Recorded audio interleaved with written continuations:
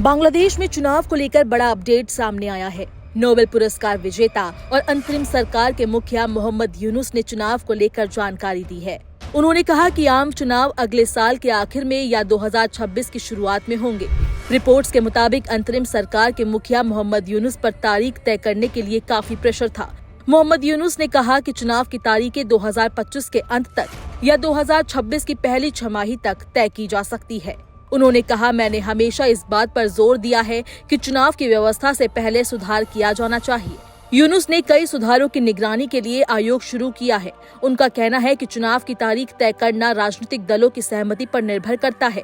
उन्होंने कहा, अगर राजनीतिक दल दोष रहित मतदाता सूची जैसे न्यूनतम सुधारों के साथ पहले की तारीख पर चुनाव कराने पर सहमत होते हैं तो चुनाव नवंबर के अंत तक हो सकता है। यूनुस ने 1971 के मुक्ति संग्राम में बांग्लादेश की जीत को चिन्हित करते हुए विजय दिवस पर राष्ट्र के नाम अपने संबोधन के दौरान ये बयान दिया। विजय दिवस 16 दिसंबर 1971 की याद दिलाता है, जब पाकिस्तान के सशस्त्र बलों के जनरल अमीर अब्दुल्ला नियाजी और 93,000 सैनिकों ने भारतीय सेना और मुक्ति वाहिनी के सामने आत्मसमर्पण कर दिया था। ये लड़ाई बांग्लादेश की आजादी के लिए 9 महीने तक लड़ी गई थी। यूनुस और बांग्लादेश के राष्ट्रपति मोहम्मद शहाबुद्दीन ने अलग अलग रूप से लाखों मुक्ति संग्राम शहीदों और राजधानी के बाहरी इलाके सावर स्थित राष्ट्रीय स्मारक पर श्रद्धांजलि अर्पित की।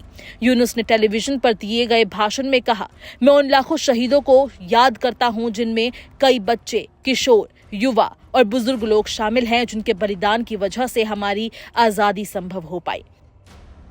84 वर्षीय यूनुस ने कहा कि दुनिया की सबसे खराब निरंकुश सरकार को हटाने और व्यापक जनांदोलन के बीच उसे भागने पर मजबूर करने के कारण इस वर्ष समारोह को अतिरिक्त महत्व मिला है। 5 अगस्त को छात्रों के नेतृत्व में हुए विद्रोह ने प्रधानमंत्री हसीना की सरकार को हटा दिया, जिसके बाद उन्हें भारत में शरण लेनी पड़ी। उनके हटने के बाद अंतरिम सरकार की स्थापना की गई, जिसके मुख्य सलाहकार या वास्तविक प्रधानमंत्री प्रोफेसर यूनुस थे। सोमवार को समारोह के दौरान सेना के बिगुलों ने मौन धारण कर अंतिम स्वर में आवाज लगाई।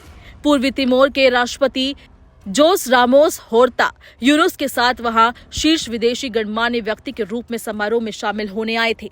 स्वतंत्रता के बाद से चली आ रही परंपरा से हटकर बांग्लादेश ने राजधानी में विजय दिवस परेड का आयोजन नहीं किया, जिसके बारे में मुक्ति संग्राम मामलों के सलाहकार फारूक आजम ने कहा कि सशस्त्र बलों की व्यस्तता के कारण ऐसा नहीं हो सका। देश भर में आयोजित होंगे विजय मेले। डेली स्टार समाचार पत्र को दिए इंटरव्यू में उन्होंने कहा, सेना वर्तमान में देश भर में गतिविधियों में लगी हुई है और परेड के आयोजनों के लिए अग्रिम तैयारी की आवश्यकता होती है, जो इस वर्ष संभव नहीं थी।